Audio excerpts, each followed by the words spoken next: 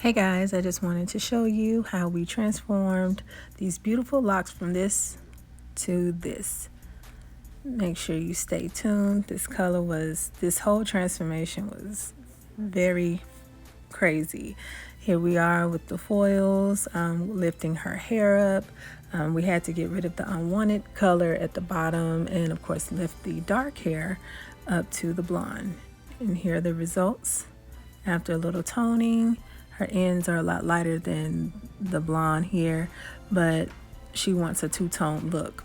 We will be adding hair, toned ash blonde hair at the bottom. I have been working with Locks from Ellie. I took her virtual class on the crocheting method. Her patent technique that allows you to service locks without the palm rolling, and also adding curls I've learned from her as well. She is the one who did my hair, so be sure to head over and take her class if you want to know about the crochet technique.